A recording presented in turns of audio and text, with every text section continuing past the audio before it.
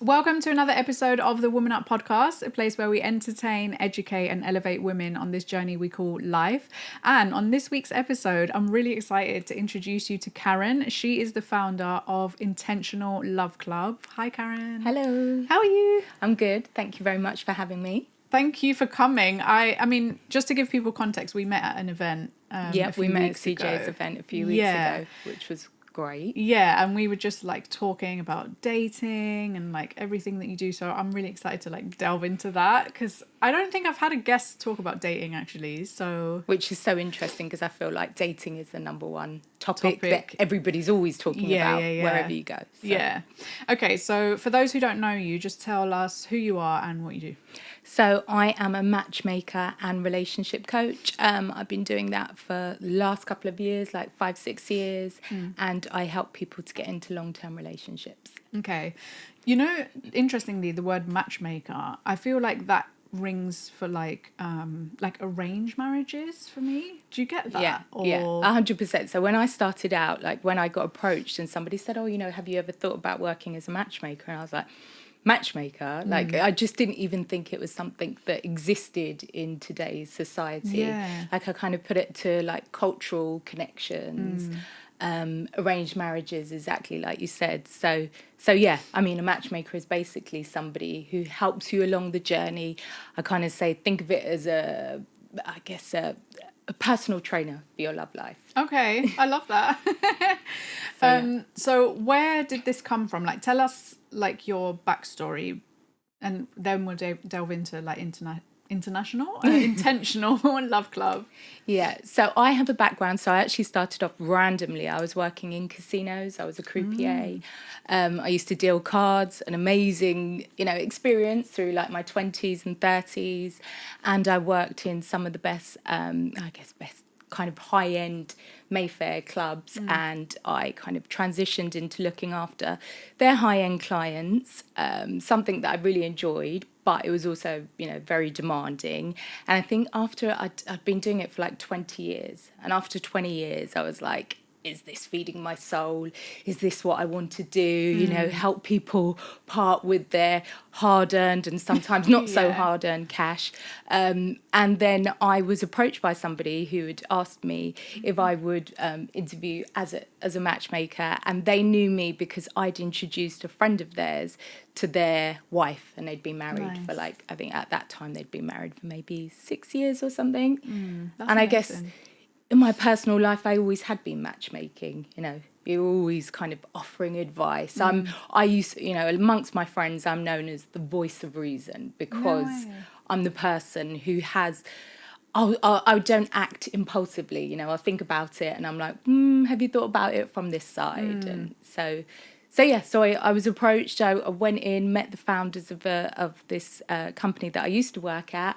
Absolutely loved them. Left there, and I was like, I need to be a matchmaker. Then went online and was like Googling matchmaking, reading about. I think there used to be a show on, I can't remember, one of the channels anyway, and it was like Millionaire Matchmaker. Oh, okay, yeah. The woman in it was called Patty, and I was watching all these episodes of her, and I was like, is that what, she's like got these like real kind of American CEOs, people coming in who are worth millions, and they're looking for models and stuff like that. So I watched that, and I was like, is this what it is? But it wasn't. It was so much more than that. Like, they're a psychology-based agency. So with that, started kind of really delving into relationships and understanding a bit of psychology around it, and just found it super interesting. Went and worked for them for 5 years and enjoyed it.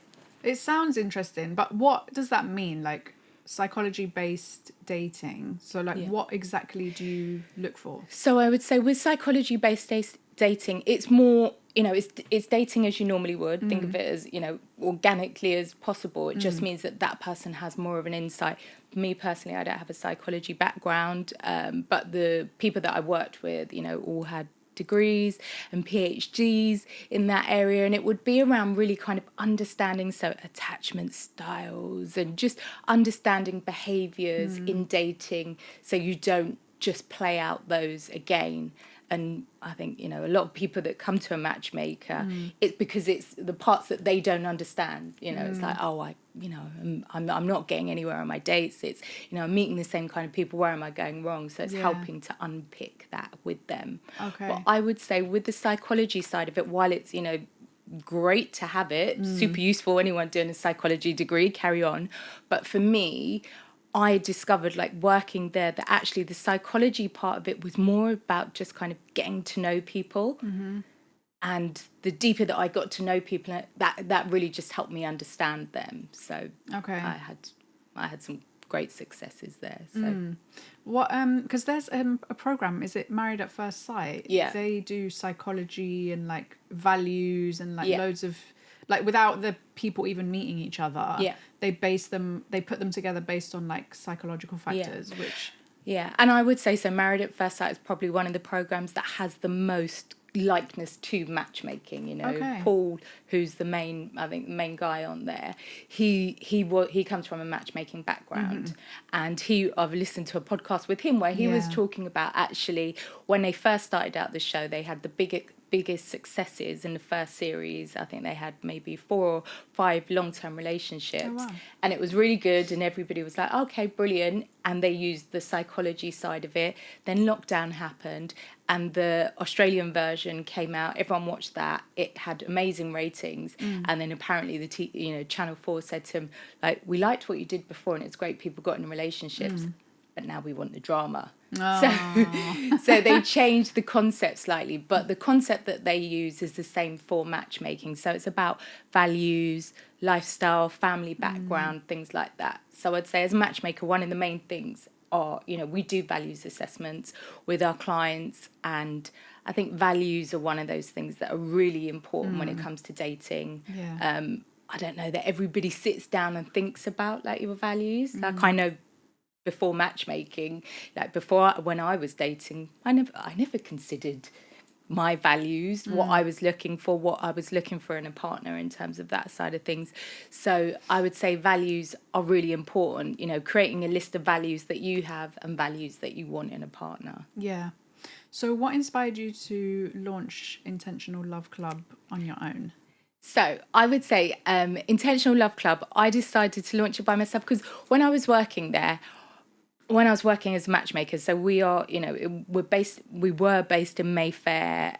We had a certain type of client that would come to us, and, you know, I was enjoying it, but I wasn't feeling that challenged.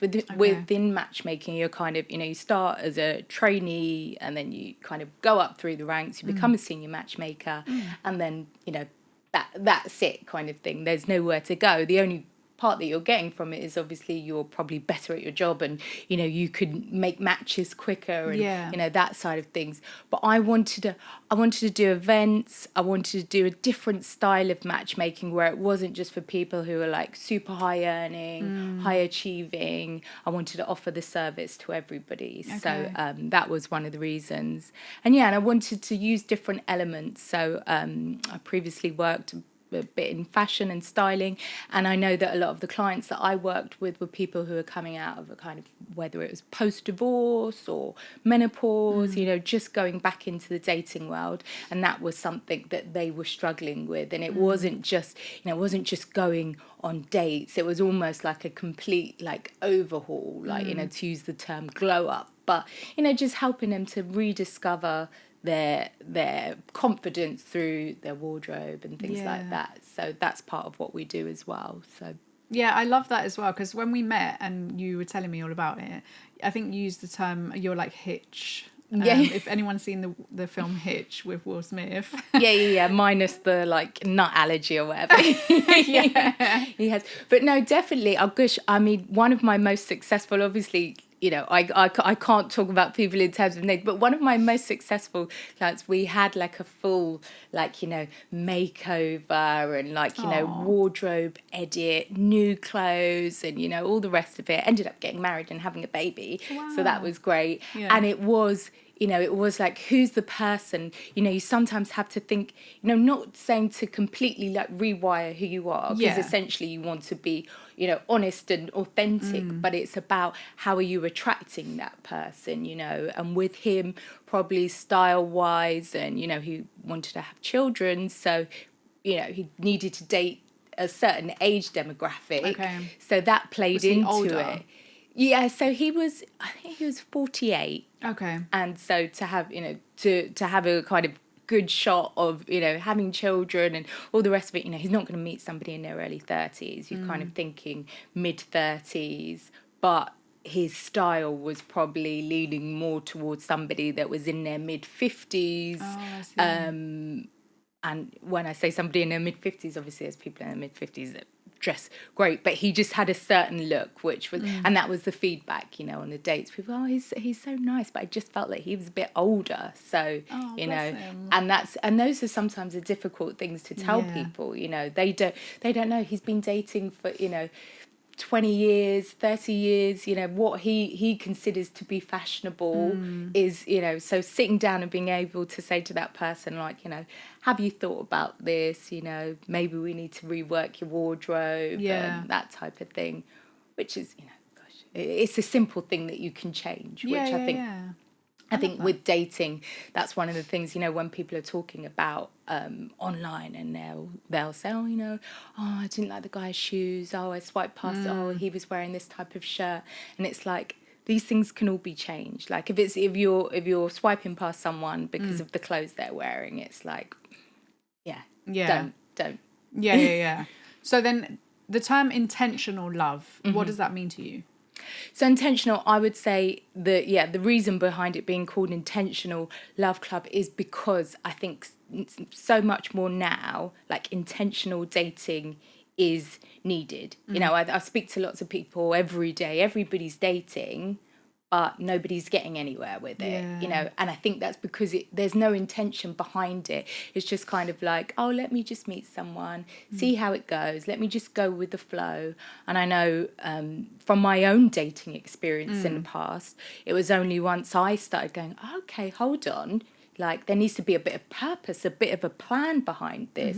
So that's what it means. It's doing something with purpose, intention, having clarity around the end goal. So if you want to get married, or if you want to be in a long-term relationship, just so you're clear about that, and you're not kind of getting caught up and suddenly finding yourself, a year down the line, unsure of where you are and what you want from it. So are most of your clients looking for marriage, or does it vary? No. Okay. I would say no. Most people that I have worked with have either been married already. So that's quite a common theme with matchmaking, where it's like, okay, I've been married already. I not necessarily didn't get it right last time, but it's like, okay, what can I do this time to ensure that I'm meeting somebody that's right for me? And I mean, I'd like to say that it works, but working with a matchmaker is no guarantee that it will last forever or anything like that. But no, and then I would say then there's a different kind of age demographic, and that's what it depends on. You will quite often get women who are maybe 39 that then they'll approach a matchmaker and they'll be like, I want to get married before I'm 40. Wow. Yeah, and you're like, okay, pressure, like, and you would never agree to a contract. Maybe some matchmakers would, but I would never agree to a membership or a contract based on marriage as an outcome, because there's no guarantees. Yeah, of course. So talk us through the process. So if I came to you and was like, I need a matchmaker, please help me, like, what does that process look like? So most of the time, people will come through, they'll inquire, whether it's through the website, they've been referred through, and then I will have a discovery call with that person. Okay. So, understanding a bit about dating patterns, what they're looking for, because one of the other things is, and this is you can't, I'll be honest, I can't work with everybody. I'm not, I can't create miracles. So if I sit down with somebody, or I'm having a call with somebody and they say to me, you know, I am 40, you know, I haven't been married, don't have any children. I would like to meet a guy that's 25, 6'5", possibly an athlete, you know, and I'm like, okay, Yeah. like, you know, what are the reasons for that? Like, yeah, I'm not going to say that I can do that. You know, there's no promises in the type of person. But if somebody has very unrealistic expectations and they're not willing to move on those, then we can't work together. And Right. equally, it's the same, you know, if I get a guy that comes to me that's, you know, the same, you know, 50 years old, says they want to meet a 22-year-old model, I'm not your girl for that. Like, Yeah. it's not that type of thing. So I don't work with everybody. So we'd sit down, talk about the, you know, realistic approach, what they're looking for, that you're willing to be challenged as well, that you've got the time to dedicate to it as well. Because I think sometimes what people think is because you've outsourced it somewhat, you know, you're outsourcing your dating life. So they're like, okay, that's taken care of. They're going to sort it out for Yeah, me. I don't have to do anything. Like, okay, like, you know, you're going to bring me a date, I'll go on a date, and that's that. And sometimes even like the time for the date, like they'll kind of be like, okay, well, I've paid you the fee, I want to go on the date on the days that I'm ready. And it's like no. It's still, you know, it's not just like, okay, here's your person for Saturday. It's not like that at all. So it very much, once you're introduced to the person, you know, treat it as you would organic dating. Like normally, you know, don't have these ideas because you've met through a matchmaker. It has to It's going to be perfect. Yeah, exactly. We're just doing the legwork. So once we've established what you're looking for, then we would set up what we'd call like an initial profiling session. And that is normally about 2 hours of really kind of deep dive. And that's everything from, you know, your childhood in terms of the things that you enjoyed doing, your relationship with your siblings and things like that, to, you know, life, career, and then also, you know, past relationships and the things that you're hoping to get in a relationship, how you spend your weekends, all those types of things. I would say with that as well, while it's a conversation and we delve, it's not, as I said, I'm not a registered psychologist or anything like that. And if there is any kind of past trauma or anything that needs to be dealt with, then I would refer them through to one of the team that would look after that side of things. Yeah. So, because everybody's not always ready. Some people, you know, they would come to us thinking that, you know, good to go, but actually, whether it's, you know, a difficult divorce or maybe they've lost a partner, so it's kind of making sure that they are relationship ready. Oh, I love that though. Yeah. What if people don't know what they're looking for? Yeah. Because I feel like if you had asked me that question when I was, I don't know, like even up to like my late 20s, I would have been like, I have no idea. Or it would have been completely different to what I'm looking for now. Yeah. So how do you gauge like people that are just like, I don't know, like...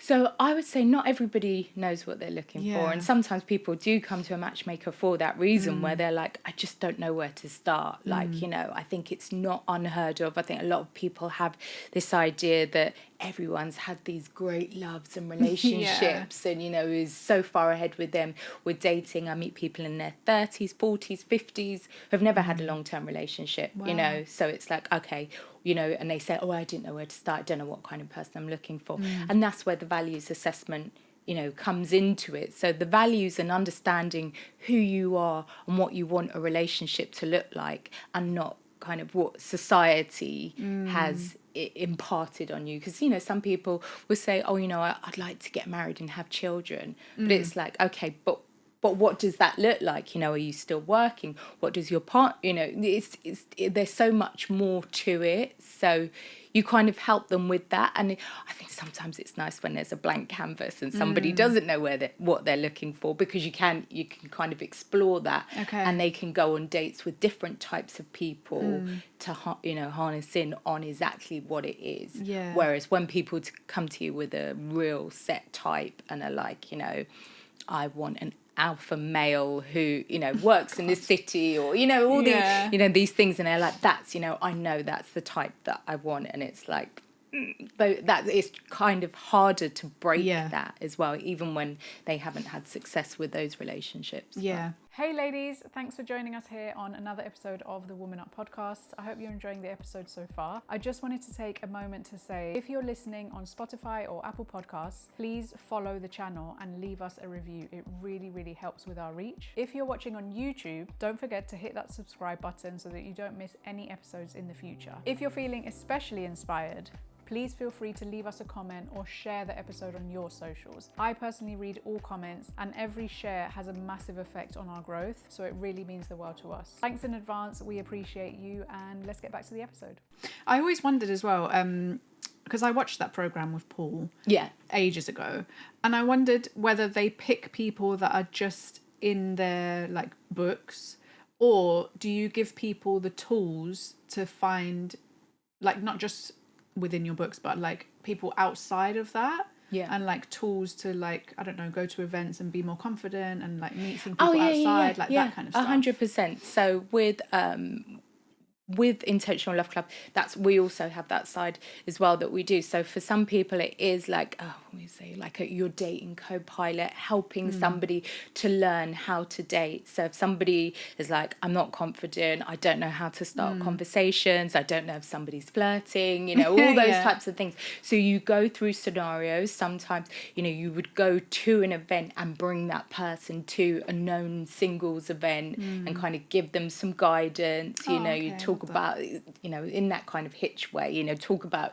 who they're interested in the room, why they think they're drawn to those people and things like that. It's always better if it's an event organised by either another matchmaking company or people that because then you can get a bit of an insight about the other people in the room rather than it just being kind of blind, like here's a room of singles. They could be drawn to somebody and you don't know anything about them, and that person may be like, when you approach them and say, would you mind me having a chat with you, they may be like, well, this is all a bit awkward. But I think as a matchmaker, I know that I have to get over that, like the awkwardness is way gone, because I approach people everywhere and ask them if they're single. And no way. Yeah.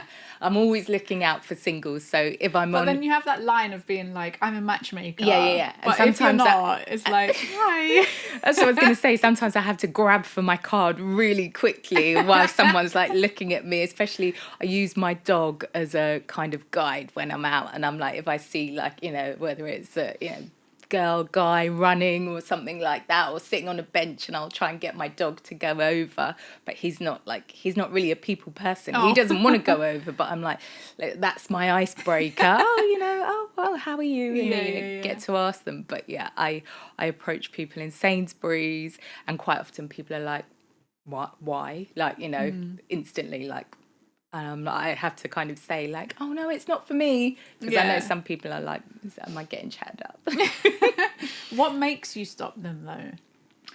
I would say, it really depends. Like sometimes it's a conversation. So I will stop people who are, talking to each other. Like if I'm in earshot of somebody talking about like, awful date or something like that. And I'll be like, sorry to interrupt, I just overheard this, I hope you don't mind me. But I'm like, if it doesn't go anywhere, or it doesn't sound like she's interested, all the rest of it.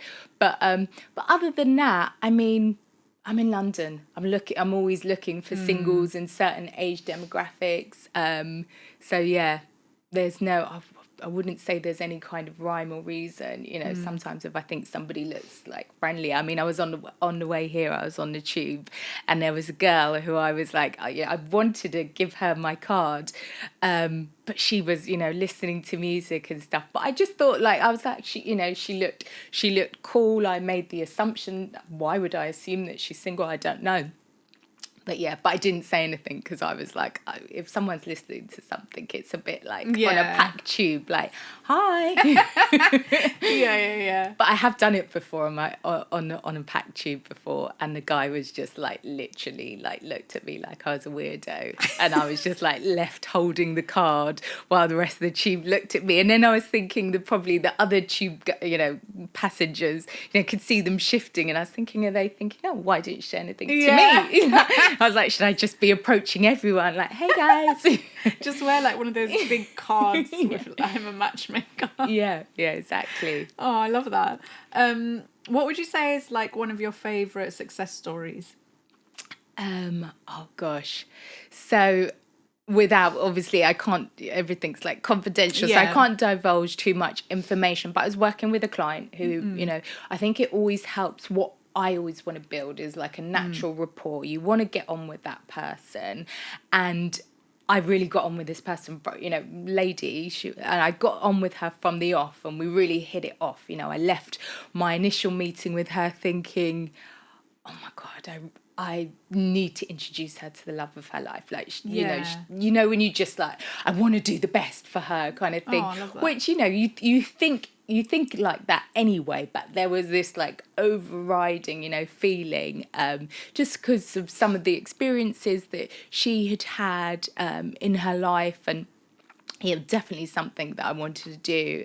She had a son with disabilities, and it was all those types of things that she had found it quite difficult when dating and presenting all this information to people. So, and I'd set her, she went on a few dates. She did go out with a few different people unsuccessfully, and we'd always have the debrief afterwards and all the rest of it.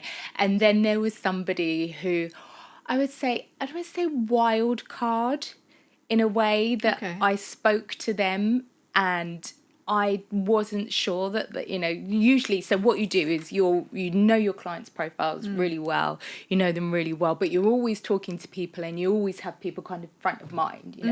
Sometimes you're looking directly for that person, but if you're working with 10 people, you could speak to someone and you go, actually, they could be a match for this person. But that was, in this instance, that was the case. I just had a call with this guy. We had a video call. He was really, really lovely and all the rest of it, but he didn't live in the UK. So, and she did. And I was like, okay, I don't know that, she's not looking for a long distance relationship. That's an extra, layer of complexity there. But I said to her, look, I've met this guy. I said, I think that you would really get on, but, he doesn't live in the UK, is I think it was an 8-hour flight or whatever. And I was like, and it's not somewhere that you go to, all the rest of it. Anyway, and I decided to just say to them, like, do you want to have a video call and just, introduce, just say hi, there's no harm, like, let's see what happens. And yeah, so they had a video call. He turned up to see me, I think, a month later to say, was I a witch? Because he couldn't believe that I had created. He was like, I just can't believe that you've introduced me to the woman of my dreams. When I say he's come over to see me, he flew over because he'd flown over to see her. And yeah, they've been together, they're engaged and stuff. So I love that. But that's why sometimes I'm like, sometimes you have to think outside of the box. Like, we are great if your ideal partner is on your doorstep. Like, brilliant.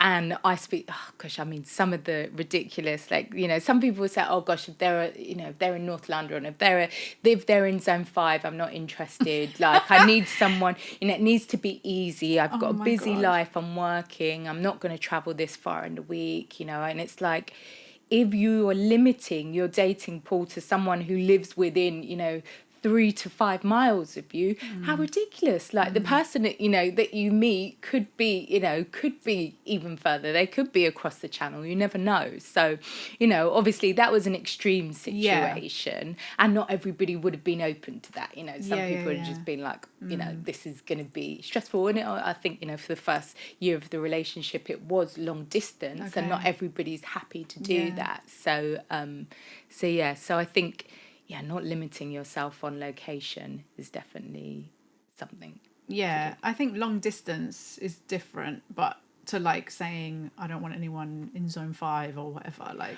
I know, but what makes me believe people who are single who are like, I want my week to, I'm busy in the week. I go to the gym on a Tuesday. I go to this class on a Wednesday, and they're like, I've got these many hours after work, and it needs to kind of fit in with that. And it's like, if you're looking for somebody that's going to fit into your life, that's, you may find it, but you're just you're putting it up an extra barrier. It's going to make it, difficult. I think definitely have some compromise and make some space for dating. Yeah, of course.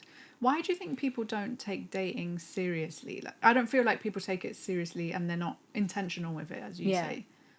I think, do you know what? I think number one, like the internet, Okay. online has created this idea that we've got just endless options. Yeah. That's the idea. So I think because, it's even like, I mean, how many times you're like watching Netflix or something, or you plan to watch Netflix and you sit for 20 minutes, Scrolling. half an hour scrolling through all the programs, and then I do this, then I'm like, I don't know what to watch. So I just leave the screen with all the kind of programs bouncing around while I just sit on my phone and look at something instead. Yeah. So rather than making a choice, and I'm like, okay, I've just wasted like an hour that I could have watched a program. Rather than making the choice, because there's so much choice, I don't do anything about it. And I think with dating, it's the same. Like, so there's this paradox of choice where there's endless opportunities. So people go online, they'll scroll, they may have a conversation, may see someone, but they're not invested in it because they kind of think, okay, well, tomorrow I'll have, I can go on there and there'll be 100 more people on there, or, there'll be someone else. So they don't take the action. It's just kind of like, okay. And I think the way our lives are nowadays, like we are constantly on the move. We are constantly stimulated by things, I think previously, being in a relationship, you're looking for that companionship.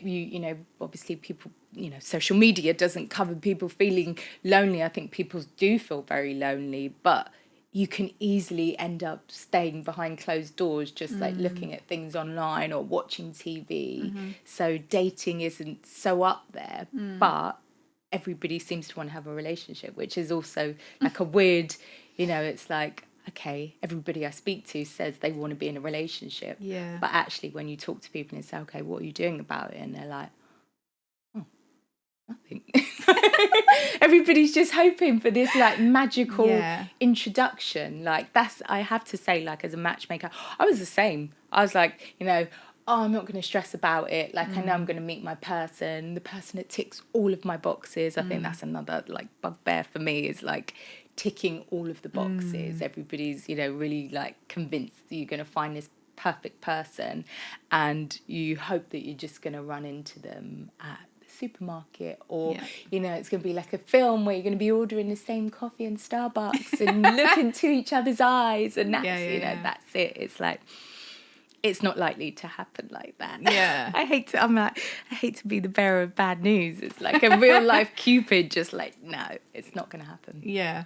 Do you think men struggle with dating more than women, or do you think there's just different problems on each side?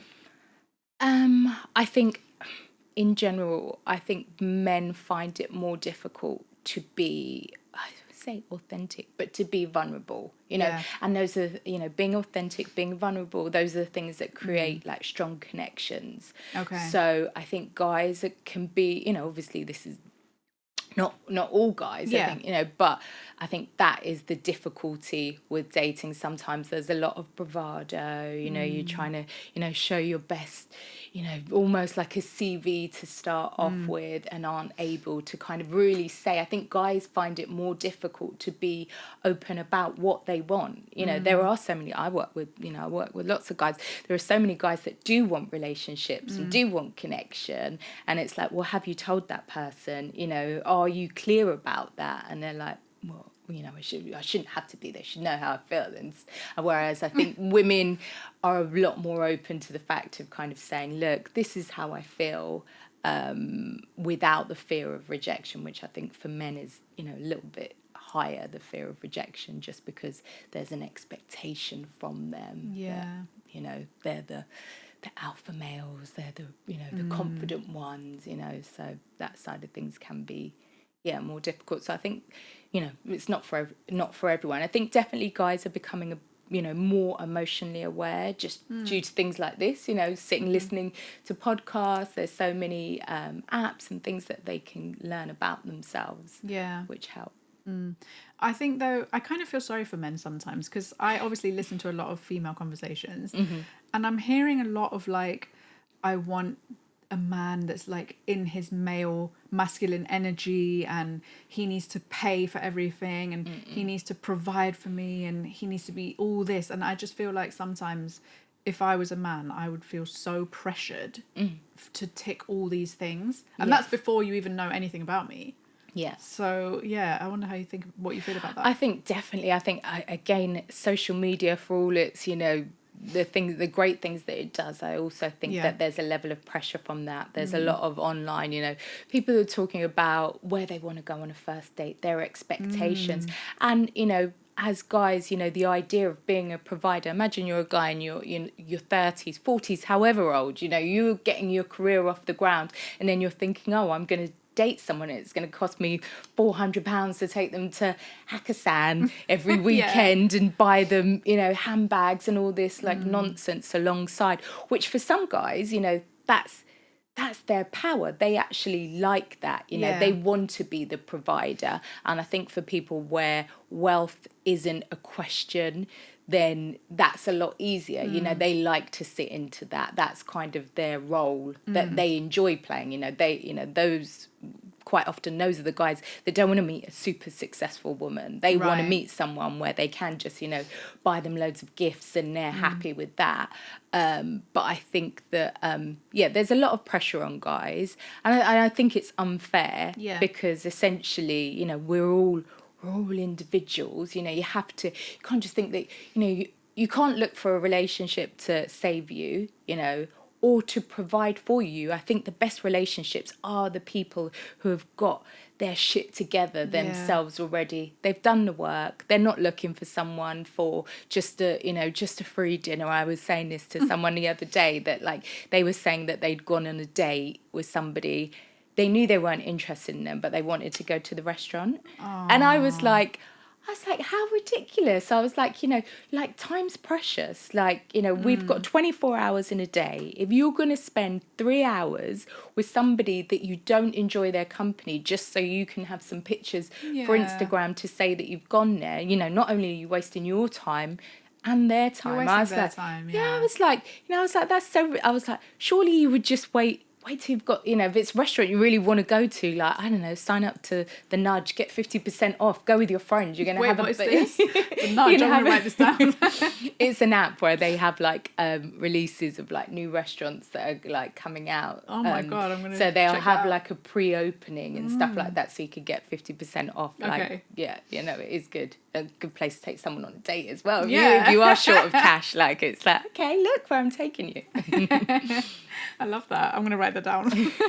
In terms of like matchmaking, how do you still maintain like a personal touch with your clients? Because obviously you must have people like coming in and out, and like you get to know loads of people. Yeah. How do you create like that personal client experience? Oh gosh. So I would say with matchmaking, it's really personal.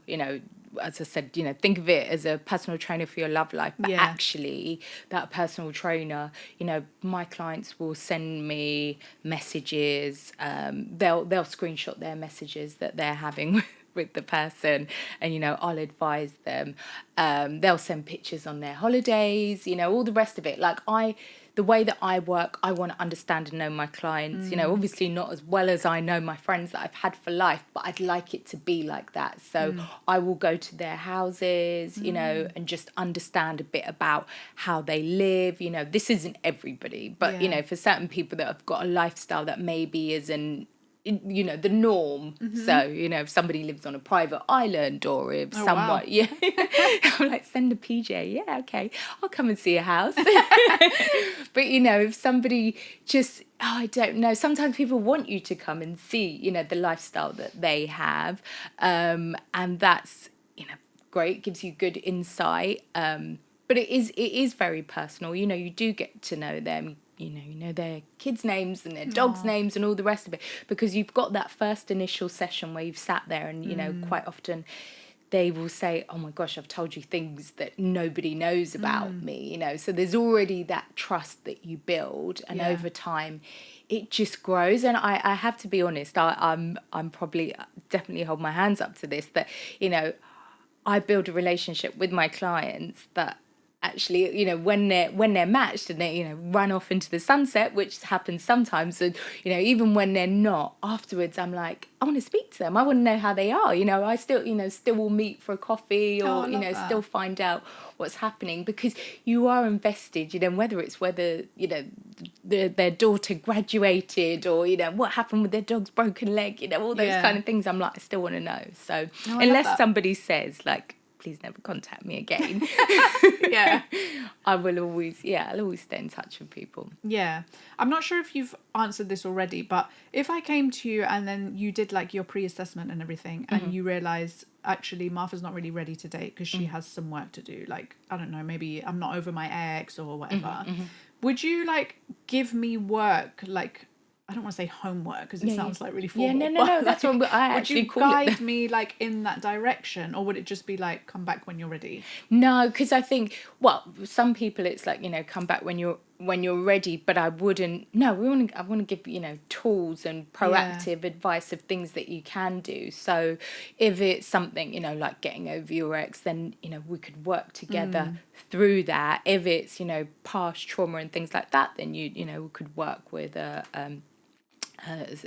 coach or a psychologist to help you through that side of things. So yeah, it's not kind of just like leave you to it, as long as you wanted that that guidance through it, because some people are like, okay, let me go away and deal with this.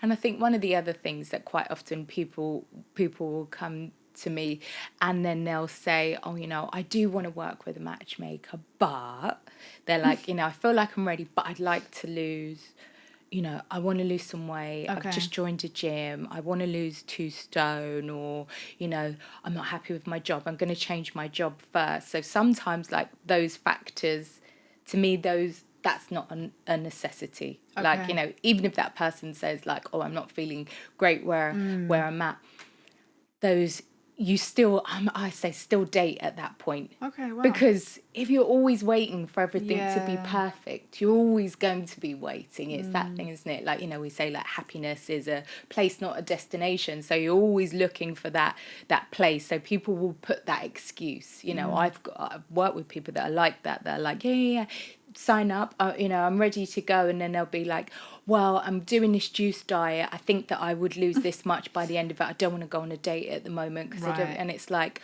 a stone, anybody that you're going to be introduced to isn't going to be fussed about whether you're a stone heavier or a lighter. That's your own mindset. Yeah, exactly. So we would do more around working around that and having the confidence in who you are at this time. I love that.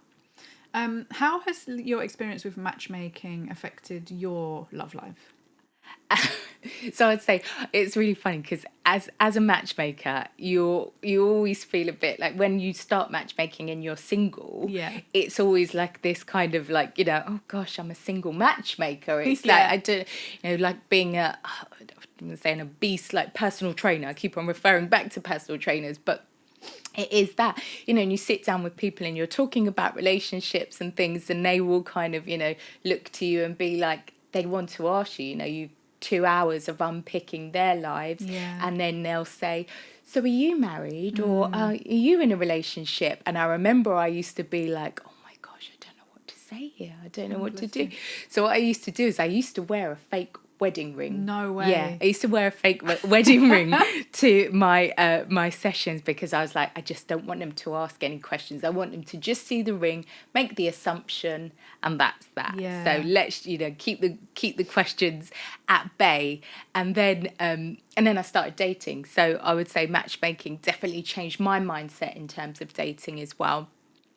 Some of my past traits or people that I would say looking for. I didn't have a list of values. I hadn't sat down and thought about those things. I hadn't thought about what I wanted that relationship to feel or look like. I'd kind of just gone, oh yeah, let's see what happens kind of thing. So So yeah, I'd always, silly things from the past that I'd, be like, oh yeah, we like the same music, we'll be great together, And actually, it's all those things. My partner, we're completely the opposite. I like to rave. I like, I like house music. I like to go to Ibiza and party. I don't know how to use the TV remote control. Okay.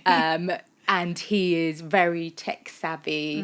He listens to jazz, drinks whiskey, and just is very, very opposite. But it works. And I think that's one of the other things with dating. I think quite often we hold on to the connections based on silly things, we both go to the gym every day, that's and when you see that on an app, you go, oh, they work out, oh, I do that, will be a great match. Oh, they like going to, I don't know, whether it's black coffee or whoever, it's like, okay, that's great. But actually it's good, those shared interests, because you could, usually makes for a good first date, because you can talk about those things, but it doesn't necessarily make for like a great long-term relationship. Yeah. So I think it's just, as long as your interests can, you still allow yourself to do those. So, obviously, as I said, with me and my boyfriend, we've got very different interests, and we separately go off and do them. I'll go raving with my friends, and he doesn't say, oh God, why are you going out? Yeah. Like,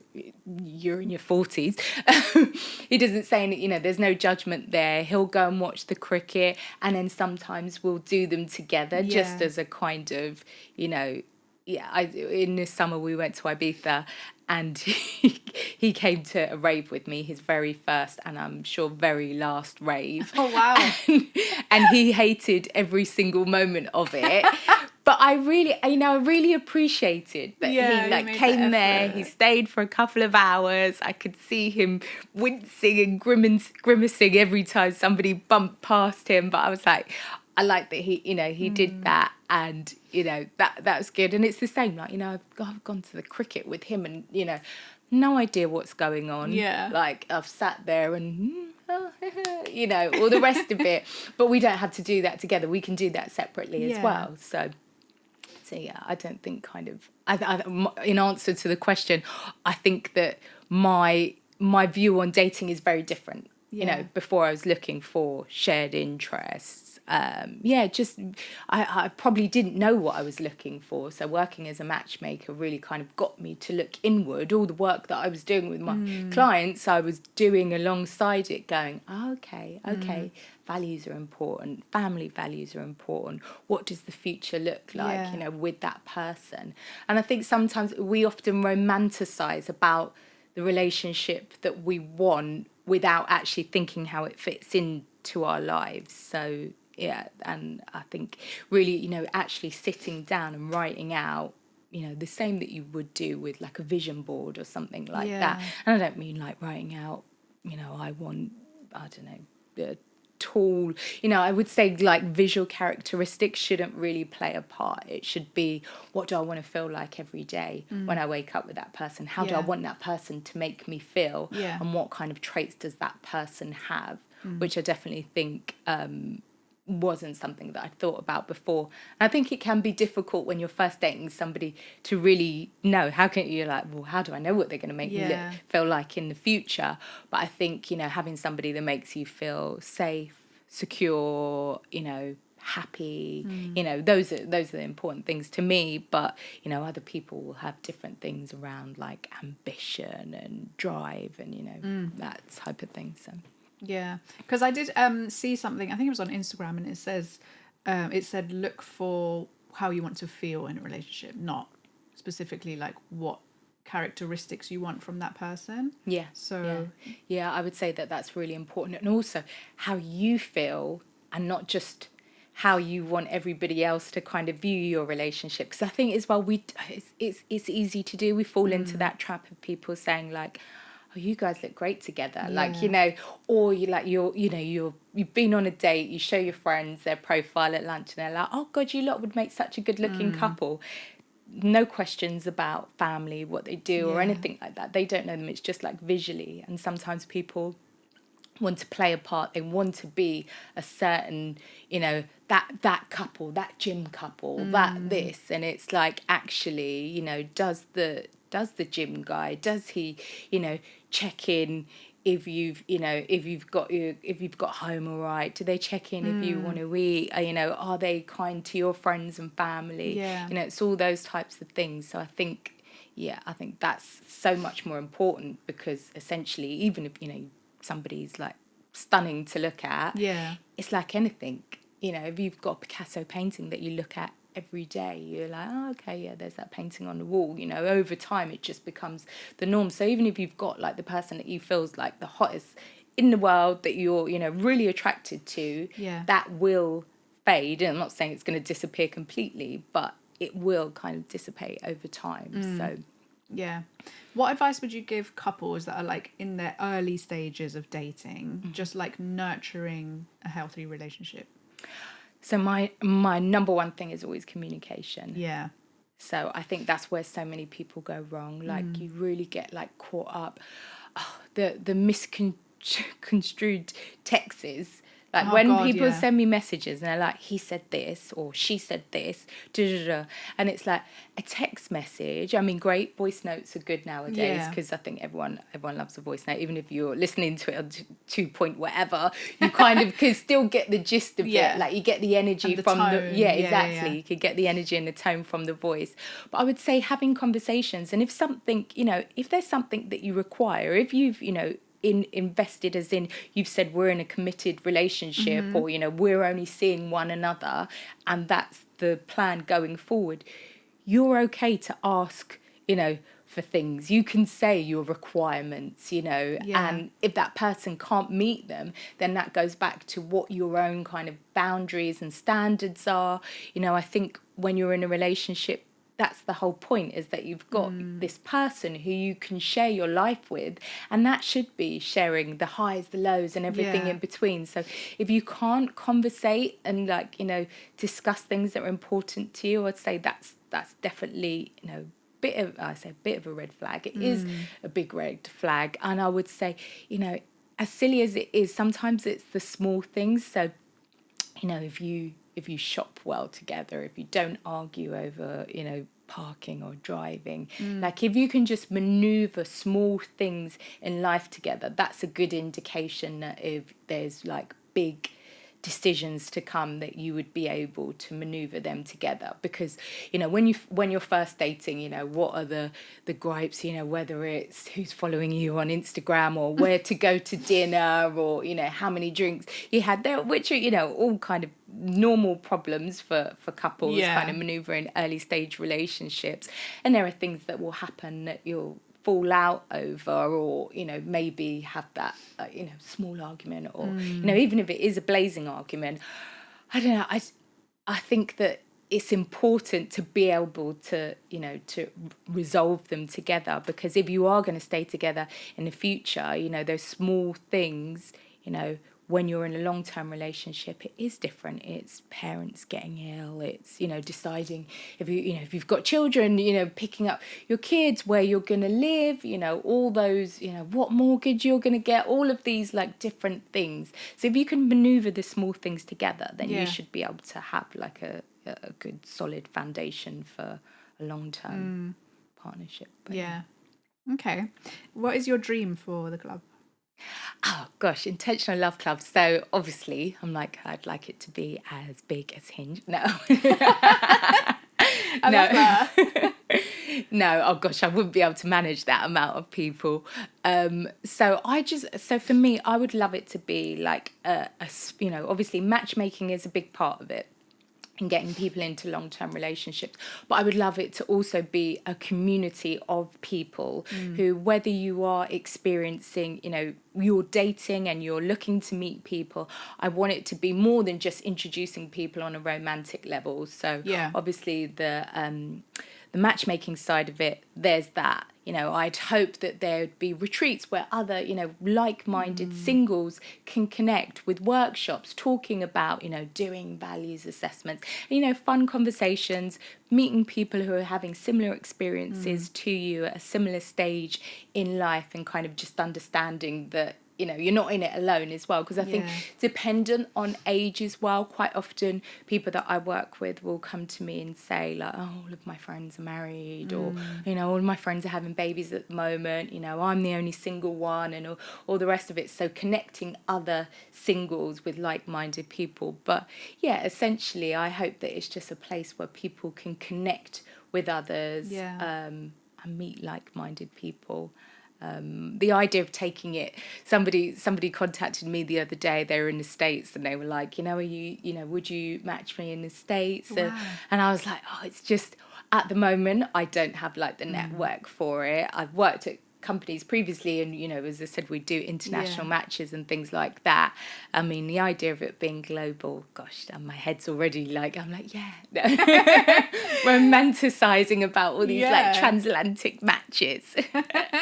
But yeah, no, I just want it to be like a good community space and a place where people know that they have the potential to meet somebody like a serious partner. Because I think that's the other thing, you know, there are certain apps, and it's not app bashing, but, you know, there are certain apps where people kind of, you know, you mention that name and there's the instant connotation that whoever's on that isn't serious about relationships. I would hope that if somebody said, oh, like, I'm a member of Intentional Love Club, that is an instant kind of guide. Okay, here's someone that's serious about dating. So. Would you have an app, or would you just leave it as is? So maybe, but I guess it's that difficult thing as well, isn't it? Because, you know, I think what I've found is people have become, you know, bored of the apps, but disillusioned by the apps and stuff. So it is more about real connection. So maybe an app that had, you know, a messaging style, not like a dating app. So not where like a swipe. Not a swipe app, but maybe a way to connect and things, but not looking at profiles, because I think that also really detracts from what people are really looking for. You know, seeing this flat image and, you know, just some information about somebody, you kind of make snap decisions. Whereas if you actually meet people in person, it really changes, like the energy, you know, how somebody speaks, smells, walks, talks, all the rest of it. And I think as so often we're attracted to people that we unexpected. I'm sure that everybody has a story of like working somewhere or a barista somewhere that they were like, oh yeah, that guy that makes my coffee is really cute, or, you know, someone in the office that you wouldn't have ever, you know, considered, but over time and going into the office every day, you're like, oh, I've got like, you know, people call weird celebrity crushes or a weird crush, but it's actually you've created like a connection with that person based on who they are beyond the surface level, you know, because you've learned a bit about them. So and I think that's, you know, obviously connecting with people in person helps. I used to have a big crush on Paul that you mentioned Oh earlier. really? Oh gosh, you and the rest of the world. And obviously he's married, and I was just like, no, I want a husband like that. I think the thing about Paul is that he's got really nice like tone to his voice, hasn't he? And he's obviously pleasing on the eye. So it kind of gives this like, you know, this calm, suave guy. And like, you know, I think that the people that are talking to him must be like, you know, all a bit like transfixed and hypnotized by what he's saying. But yeah, no, he's great. I forgot to ask you earlier, do you have any red flags? Like if you were on a first date, any red flags that you'd just be like, no. So I would say there are certain things, but I'm also, as I said, the voice of reason. So I always think there could be a reason for this. Like obviously if somebody turns up late, not a red flag, you know, obviously if somebody explains and they're sorry about it, I would say on a first, because it is difficult, on a first date, what I used to say is a kind of guide is that somebody's interested and interesting. They're listening to what you're saying, they're engaging, you know, they seem like they're interested in you. If someone comes on a first date and they're just like listing off, you know, all the stuff about them, I know that people are like, oh gosh, they're narcissists and they're this instantly. But also sometimes guys, like we said, it's really difficult. You know, they may have just, seen something online where they're like, women want this and this. Yeah. So they're going to the date thinking, I should tell her how much I earn. I should tell her about all the great stuff that I've done and, what shoes I bought my last girlfriend. So they're thinking they're doing a really good job, but actually, and that's why having a matchmaker is great, because they kind of say to you, actually, hold on a minute, what did you discuss on the date? Because they'll come away going, oh yeah, she had a great time, I spent this much money and why wouldn't she want to see me again? And the other person's like, he literally spoke about money and himself the whole time. So I would say first dates, there are, I guess there are some, everybody has their own red flags, like, they know where their boundaries sit. But, if somebody, the first date is almost like a job interview in a way, and there's a bit of nervousness that can happen. Like I will say, like with my first date with my boyfriend, we met during lockdown and we had spoken, at length, probably more than I've ever spoken to anybody in my life. And when we went on our first date, we were wearing masks, and it was all a bit like it was an interesting first date, but it wasn't what I thought it was going to be. Okay. And I remember coming away thinking, oh, like, I liked him, but because we'd spoken so much, so from what I'd learned, I was like, actually, do you know what? I'm, I think breaking lockdown rules, but I think it was the end of lockdown because we were allowed to go out. So, and I called him and I said, look, if you're around tomorrow, I'm just going to come over to your house. Oh. So I was like, we'd been speaking for 4 weeks on the phone or whatever. So I went over to his house and it was a more relaxed environment. We didn't have to have face masks on. We could just talk and just kind of relax. I think lockdown now did to it. So, it wasn't, we were a bit awkward with each other. And I'd kind of thought that after 4 weeks of talking that we were just going to kind of be like, oh yeah, we've known each other for life. And it was a bit strange. So I always think a second date is more of an indicator than a first, because there can be, nerves and just different things that play a part. And on a second date, you've got the lay of the land a bit. You should have got all of your information that you needed out the way, and you should be more relaxed. I would say after a second date, if you're still not sure, after a third date, if it's not there, you should know. Yeah.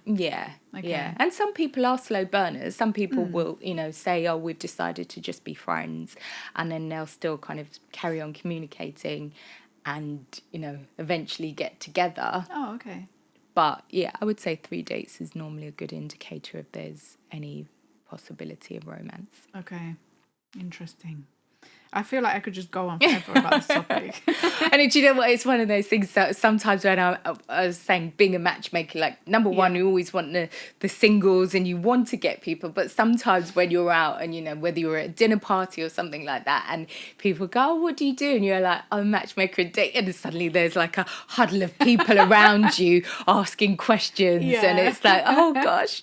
But funnily enough, it used to be the same when I worked in casinos. I'd say I was a croupier, and people go, oh my God, I've never met a real life croupier. Yeah. What do you do? What's the biggest bet? Is it James Bond? And you'd end up telling all these stories. So yeah, I'm always a good dinner party guest because I've got lots of stories. Okay, so I always finish my interviews now with 333, which is just 3 sets of 3 questions. So the first 3 are would you rather questions. Okay. So would you rather go on weekly romantic date nights or one big surprise getaway every year? Oh, I mean, one big surprise getaway, possibly to the Maldives. Oh, okay. I thought you were going to say the weekly one because it's more like nurturing, like long term, but no, me and my boyfriend go on dates every week, so I'm so I'm like, yeah, I'll take the big. In my head, I've instantly thought it was a big holiday. So okay, hopefully he's listening. Oh, would you rather give up chocolate or give up hugs for the rest of your life? Oh my gosh, I'd give up chocolate. Yeah. Although I do like chocolate quite a lot. I do like chocolate, but I'm like, what does it include? Because could you have chocolate flavoured stuff? I'm like, I can still have Nutella. That's not a bar of chocolate. Like, I guess. Because that's hazelnut as well, so it's not really like... I'm thinking of the alternatives. Yeah, like vegan chocolate's not actually officially chocolate. Fair enough. Would you rather find love at first sight or let love grow slowly over time? 100% let love grow slowly. Yeah. Love at first sight, I don't believe in. Okay. Yeah, I agree. But I do love the idea of it. Like, watching movies that show it is great. Yeah. But yeah. But that's why everybody's been like these like falsified, like, oh gosh, this guy in the airport lounge, and then you're gonna, suddenly spend Christmas together and you're together forever. Yeah, I mean, it can happen, but I think even more so now because of everybody's phones. Like most of the time, you're not going to catch anybody's eye contact to start with because they're like on their phones doing stuff. Yeah. And then the fact that you're going to meet someone who aligns with all these things, it's difficult and unrealistic. I hate to be the bearer of bad news. Okay, the next three are finish the sentence. So one day I am going to. Oh gosh. I'm thinking of something because we were talking before the podcast about adventure and things like that, and there's loads of like adventurous things that in my head I really think that I'm gonna do, and I'm like, am I really gonna? I'm like, one day I'd like to, I'd like to climb Kilimanjaro. I would. Really? Yeah. But I'm like, but am I really going to? It's just like that nice idea of something that I can tell people that I've done. But, and also it's good to challenge yourself. So yeah.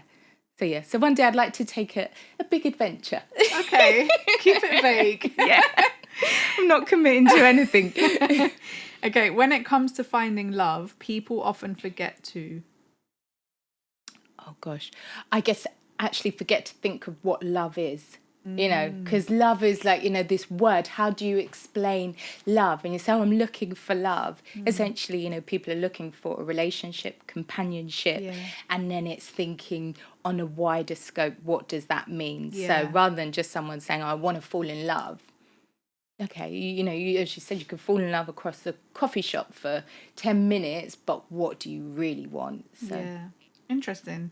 Well, that is kind of similar to my next question. Is my favorite thing about love is?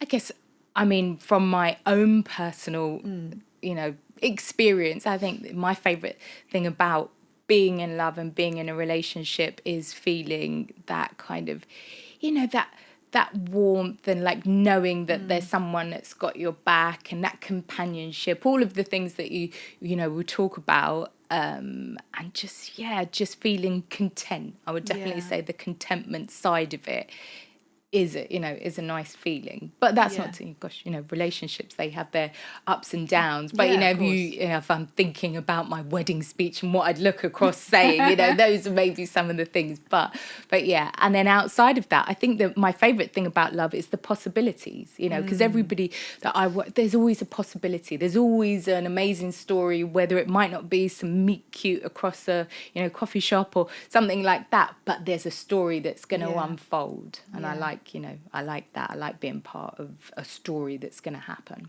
Oh, I love that. Okay, the last three are random questions. If you could instantly become an expert in any hobby, what would it be? Oh my gosh, what would it be? I guess, I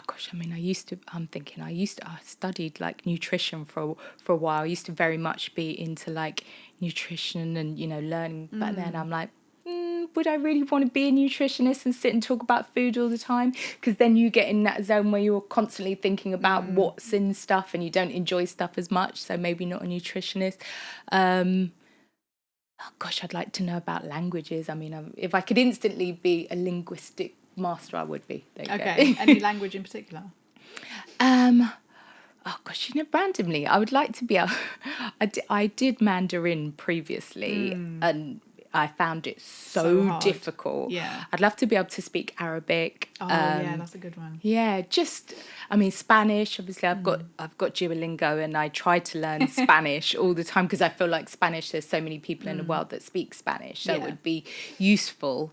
But I watched. There's a guy on YouTube. He's a black guy that speaks Mandarin, and I think he he speaks like 8 languages or whatever, and he does these videos of him going around like China and like meeting people, and it's like they can't get it. They're just all Oh, yeah, I so think I've bemused seen by the it. fact that That he can speak it, Chinese. Yeah, yes, yeah, so yeah. fluently, and all the enunciations are right and stuff. So there's part of me that would like that for the shock factor, just being like Yeah. on a Chinese Married at First Sight, being the expert and just being fluent, and people being like, wow, okay, Yeah, she that would be speaks amazing. Cantonese, but yeah. I don't think Okay. it's going to happen anytime soon. Love that. Okay, if you could have dinner with anyone, alive or dead, who would it be? Oh gosh, I mean it would. I know it was very, but my father's unfortunately passed away, so I'd have to choose my dad. Like Oh, I love God, that. the idea of like sitting and breaking bread and having a meal together Yeah, would be amazing. love that.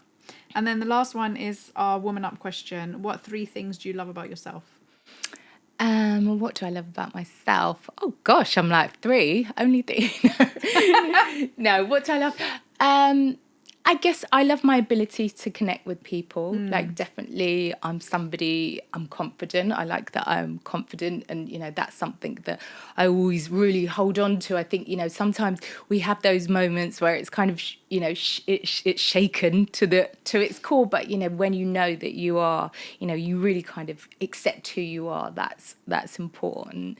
And I guess I know it sounds really it's not, but I like that I like clothes. I personally think that I have natural style, Yeah. and that gives me the ability that even on the days that I don't feel confident, I'm like, okay, I know that I can throw on a great outfit and feel good about myself, or give off that impression for the day. And I think that clothes definitely have the ability to kind of transport you, or to tell a story. I know for some people they think that fashion, it's just like, oh, buying clothes. It's not. It's telling a story. Clothes are like art. And it's not about having like the most expensive things, but it's having those things that spark joy. So yeah. Love that. I think that was only 2. No, I think it was 3. What was it? The style, the I connecting said people. connecting people, and then I said confidence. Oh, because the confidence one I think was like in with the style. Yeah. So I thought saw it as one. But yeah, no, that's fine. Yeah, because I was like, oh, well, I can go on. Because your style is the reason I like started talking to you as well. Because you were wearing like this really colourful like cardigan when I met you. Yeah. And I was like, oh, I love your cardi. Where's it from? And then that was like the rest of the conversation. The thing is, so I think, as I said, my dad's Nigerian, and if you go to Nigeria and you'll walk around and you'll see, different people from, all different walks of life. What I love is like the colourful prints and stuff, and you'll see people that have nowhere to live, that is having, real poverty, but you'll see them in these amazing printed, like Ankara, like, just cloths and things like that, which is, I think here when you see people, but when people are like, going through a tough time, and you'll see them on the streets and they're bundled up in like dark clothing. I just love that there's always a vibrancy within everything, even within sad and difficult times. From me as an outsider looking in, I'm like, there's still these like moments of pleasure in there. I think visually, I mean, to them maybe they're just like, this is just what I've thrown on for the day, but I'm like, how can you wear something that's got that print on it and not feel a little bit of happiness? So I love wearing colour. I love wearing different prints, and and it also always sparks conversation. People always come up to me and say like, oh, I love this, or I love that, which is good. And that's sometimes I'm like, I do have a black side of my wardrobe, which I absolutely love, because it's the easy side, because you don't have to think about what matches with what, and you can throw it all on. But those are the days where I'm like, where I go out and I'm like, okay, it's unlikely that I'm just going to talk to random strangers. Yeah, I love that. Yeah, I would always say that it's good to have like a colourful, like whether it's a pair of socks or a pair of shoes or something. And if you're having like a down day, like putting them on and like wearing them out, and it is just even when you're like, oh God, and then you look down at those like yellow shoes or something and being like, oh, okay. I love that. Yeah, it's the simplest pleasure. Yeah. I think it's Amazing. the same like when people get their nails done, like, you know, Yeah. you've got like patterns on your nails, or even just, you know, just something, or a piece of jewelry, something that sparks joy. Yeah, I love that. Thank you so much for coming on. It's Oh. been such a good conversation. Thank you for having me. I hope that I've offered some insight and advice for everyone. All your details are obviously going to be in the description. So anyone who's interested in the Intentional Love Club, contact Karen. I love it. I love everything about it. One thing I was going to say, what was I going to say?